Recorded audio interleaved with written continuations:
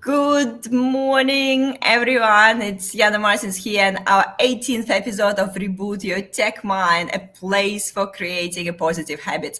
So, in this episode, Christie will share her approach to planning your day by balancing work hours, commitments, and top priorities. She will break down her method into simple steps, determining your work hours, listing existing commitments, identifying top priorities, and evaluating if the plan is realistic. So hopefully by following these tips, you will have enough time for everything and still enjoy your day. So just remind you that we're getting together here every Tuesday morning, 7:45 a.m. for a quick practical tips to kickstart your day in the tech world. So, and in each episode, we focus on exercises from the range of topics, including goal settings, time management, stress management, productivity, positive affirmation, breathing, and so on. So whether you aim to reduce your stress levels, stay motivated, or enhance productivity, we got you covered here. So let's reboot together, and I'm just passing out over to Christy without further delays, and you can say hi in the comments while we introducing themselves as well. Over to Christy. Hi, hello everyone, good morning. My name is Christie Flora and my business is Flora in Order. Essentially, I help people eliminate overwhelm and get on top of things so that they feel like they have fulfilling days. Something I see a lot with my clients is that their to-do lists are extremely long and that they don't get to anything and feel guilty about not getting anything.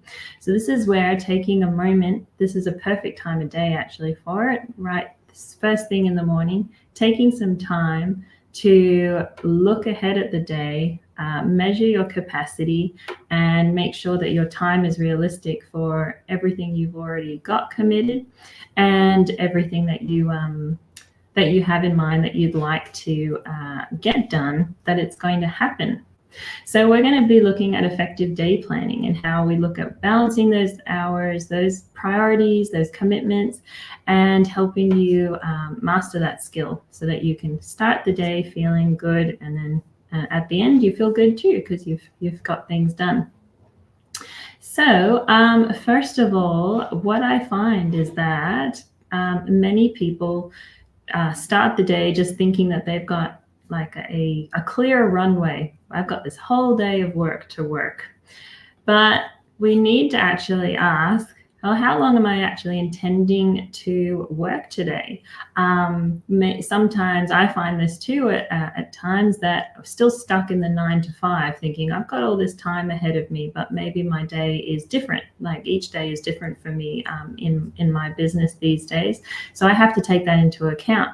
And like I worked with parents who maybe they're working between school hours, and you have other people who, maybe 10 till 6 or they're working or, whatnot, or maybe some days are just different and you need to have a look at, well, how long am I actually intending to work?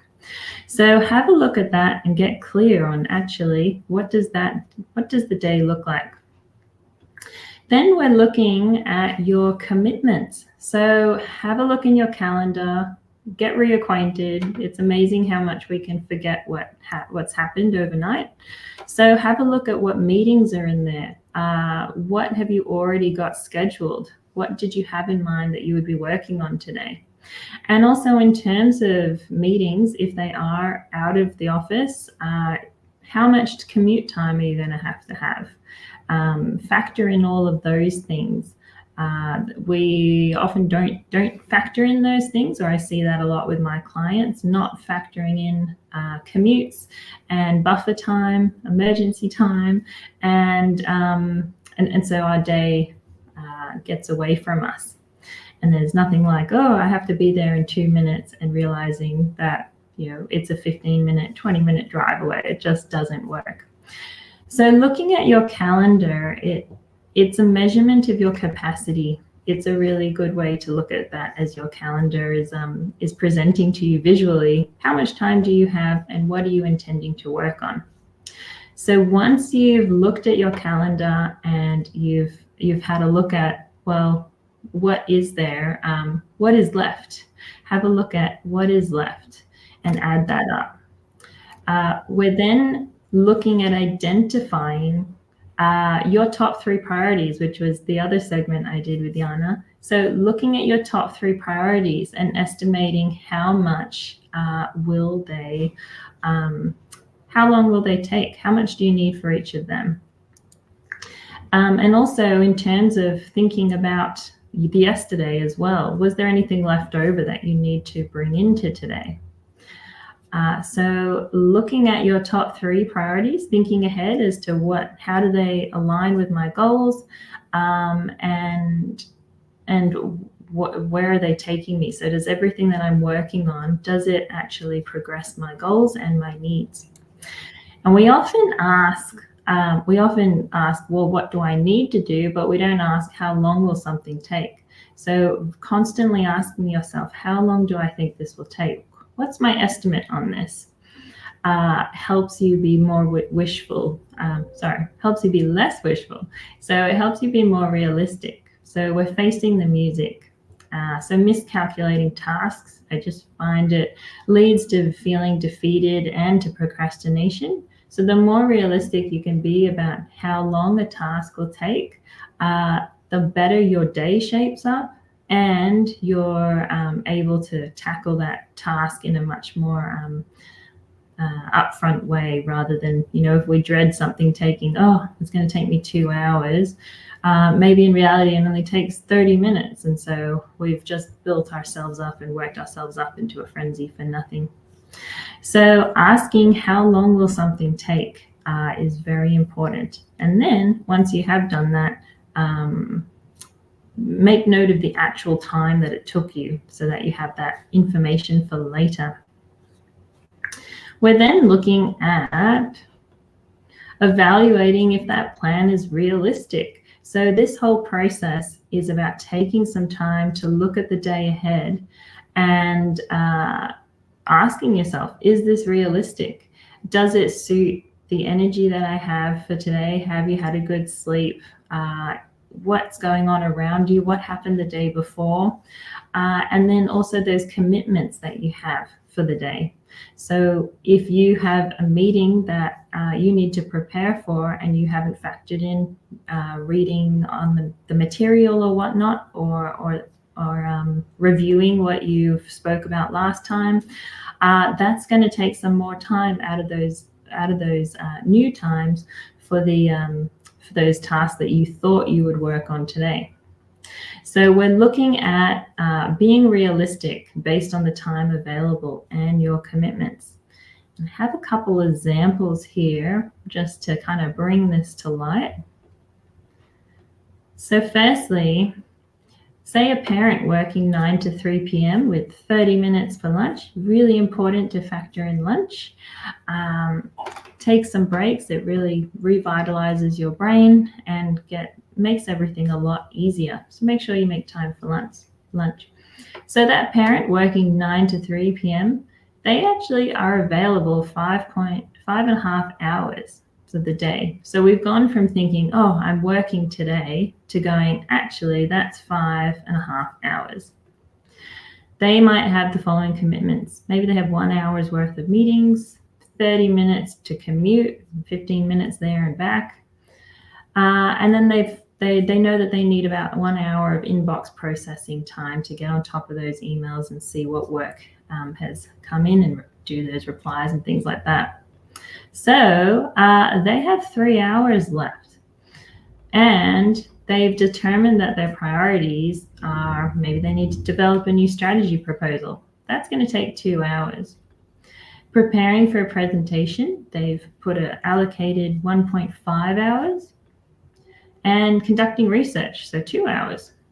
So their total is really out of whack. So they've identified 5.5 hours of new work, but they only have 3 hours left of today.